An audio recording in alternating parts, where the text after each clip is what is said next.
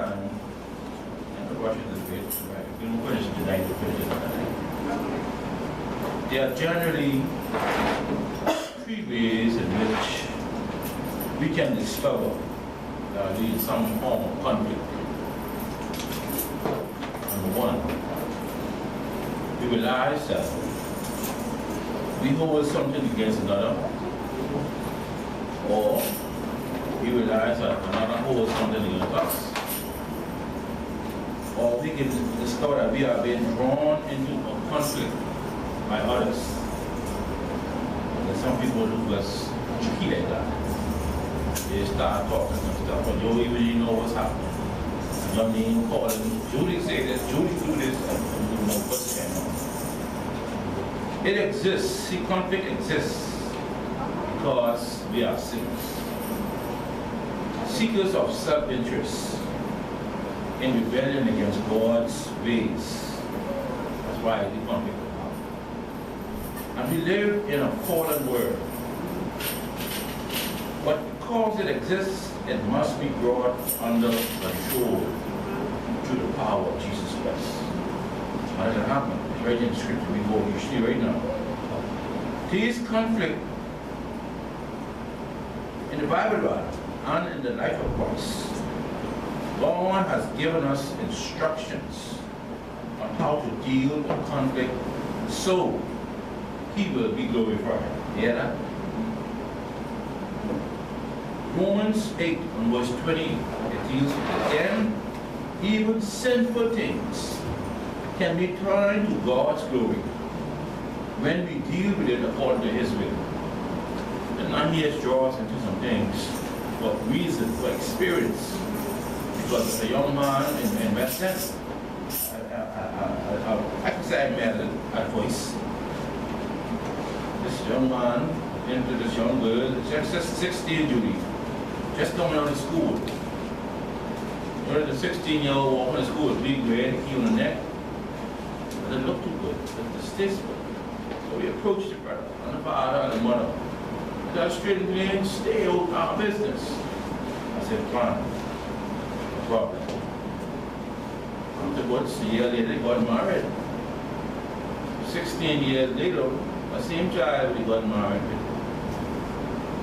He felt he fooled with her. Yes or no? But I gone to jail for 9 years. Sometimes God brings us through some situation for our learning. Sometimes people don't want any business, no problem. He'll fix that up for you. Well, he said, vengeance is his. He could be with that. Just trying to warn people. You know, sometimes you don't intend to cause no harm. But just shoot cautious. Okay, this study will deal with us on how we are to behave when someone begins to often, unintentionally, and at times intentionally draw us into conflict. Gossip is a means by which we are often drawn into conflict with one another.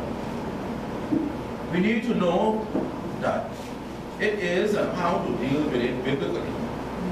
It is critical for the church, individual Christians, and Christian leaders to know the part gossip plays in conflict. Gossip causes great division in churches, in families, and friends. Mess up the whole situation. You know, they speak to you for 20 years and only hearsay, no facts. Wow, that's a serious thing. What if you die along the way? Huh? You know, ask me for forgiveness, I ain't doing nothing. Surely, I do a thing. But because of gossip. We can see some scriptures now, maybe we go along. First, let's define gossip. Webster says, idle talk and rumors about others. Chatters. Now, chatters is, they have an agenda. They come every day. They have an agenda. The Greek word in the New Testament defines whispers. One who will not speak openly, but behind your back, this is George, each and every day. Always got something extraordinary, restored. The Old Testament Hebrew word meant slander, or talebearer, or tattler. So what does God think about gossip? Let's go. I got 2 major scriptures. Let's go to Proverbs 6, verses 16 to 19. It says, there are 6 things the Lord hates. 7 that are distasteful to him. You know, they taste it. They have no taste. It tastes bad. It's bitter. Haughty eyes, a lying tongue, hands that shed innocent blood, a heart that devises wicked schemes, feet that are quick to rush into evil, false witness who pour out lies, and a person who stirs up conflict in the community. That's a serious thing. But let's go to another one, right from Proverbs 20, verse 19. It tells us to not associate with gossip. He who goes about as a slanderer reveals secret. Therefore, do not associate with a gossiper. You got to be so careful. The people that's all up in their business. And go to Romans chapter 1, from 28 to 32.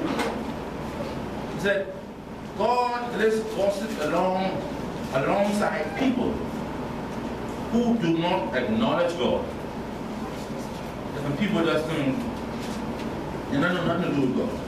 They have a brave mind, are full of unrighteousness, they are slanderous, wicked, they greedy, they are malice, they are murderers, they are strifers, deceiters, and envious, who hate God, are insolent, arrogant, boastful, inventors of evil. You know, people invent evil.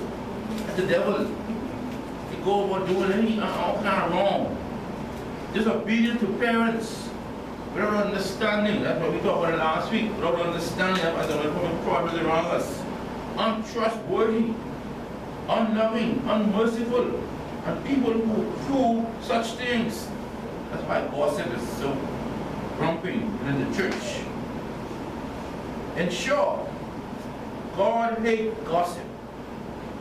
Gossip is unmistakable evil, reprehensible and distasteful, and an abomination in the sight of God. So I don't. Causing a little conflict. People can't even pray where you got you on your mind. Going to bed concerned about what I do now. It causes unnecessary stress, especially if you're not strong in the faith. It can cause problems. Gossip is always making an accusation against another. Proverbs 3, verse 3. And it says, do not content with a man without cause, if he has done you no harm. What is that? Let him talk. May he come in? Or the fix that. We need to understand that an accusation against another must be made to the person themselves within the process.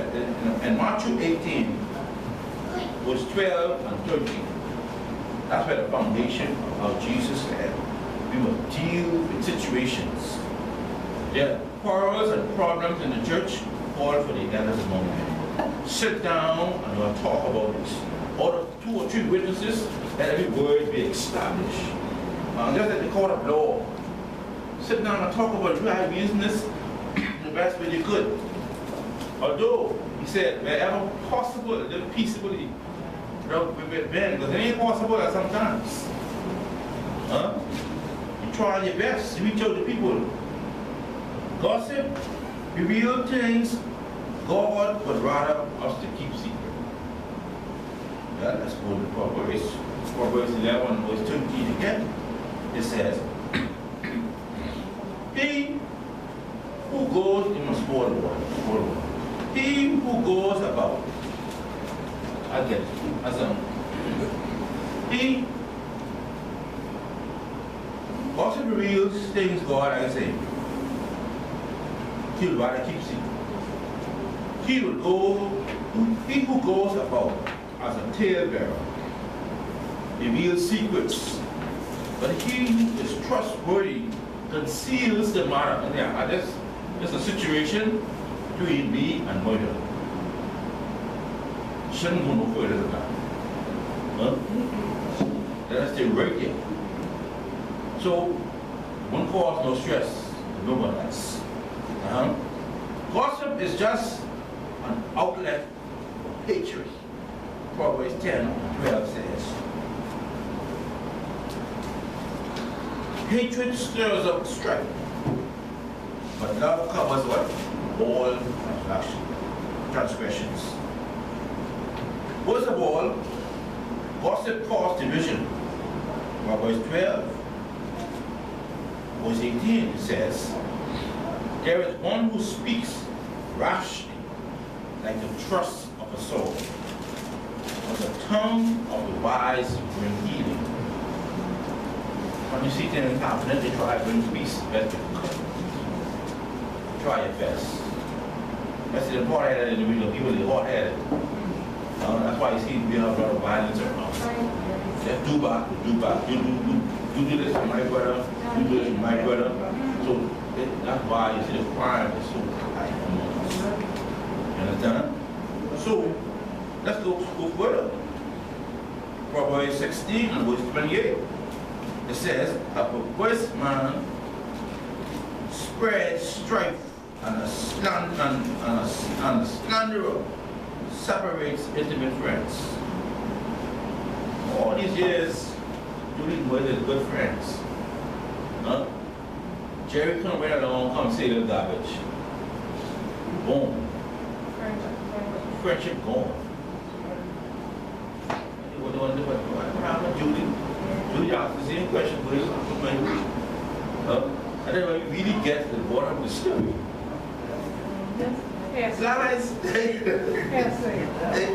Someone lied. But sometimes we don't take things with understanding. We don't try to reach out. Let's reach out to your own. Because the situation that we're being well and deal with it. Some didn't like my approach really. Some didn't like, oh, I shouldn't do that because she who she or he is. I said, yeah, we can deal with it right now. And then I had no problems. Good? Sometimes you have to take That's what it is. Thank you. Let's go on. Proverbs 17, verse 9, it says, he who covers does not repeat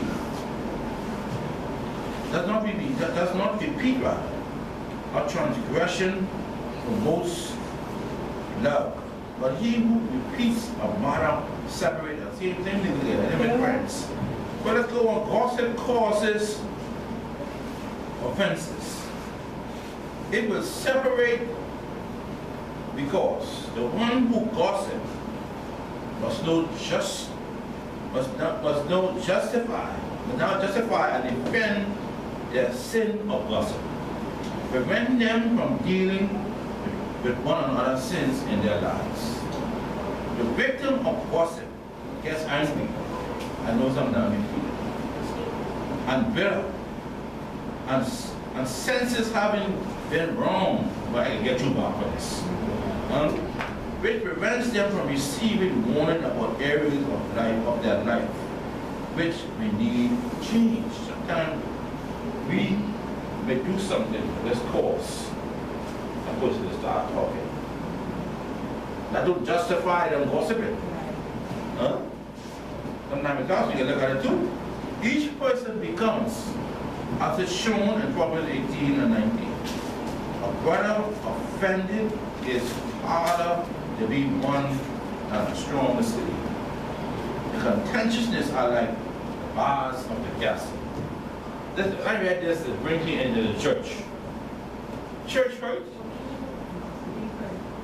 one of the deepest ones you can uncover. Yeah? That is a deep one. Huh? What you say is my praying partner? What? You do 2 million that? I said it over.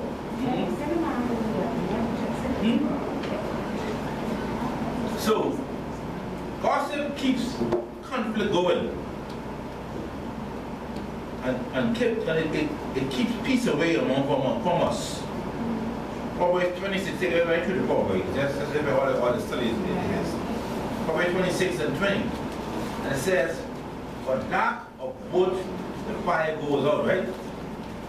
Where there is no whisperer, gossip cease. That's why I gotta be careful of them when they speak into the church. Some people come in, they are into the church, they're contentious, they always have something to say. And we gotta be careful of them. Because they're trying to bring this God. You might appear, oh, he or she good, eh? He's good in the word and he can do this good, but that don't mean they're serious with it. You can show the scripture or not. But there are people who are just as bad as a gossip. Wow. Although you'll not find it directly in the scripture, the people that I'm speaking about might be called listening pots or a woman pool. I always talk about at work. At work, you got this woman pool. Yesterday, I see one of them, when they see they start talking. And I don't know what they've been talking about. Just one another hour a day, every day. Man, you can try and work together. And there's so much of them. All they do is sit down and talk about one another, trying to tear down the next one, trying to tear down the next one. Huh? That's why I use the word woman. You don't even offend it because that's what I use it with. And there's plenty of them. They are the people who are allowing the gossipers to gossip. The minute you see one start, oh yeah, child, that's how she's carrying on. So when the next one comes, oh, we're talking about her. Yeah, the next time, you know, it's like an engine that's starting up. You see that too, child, when you talk about it. You understand? It's deplorable. But sad is in the church too. Huh?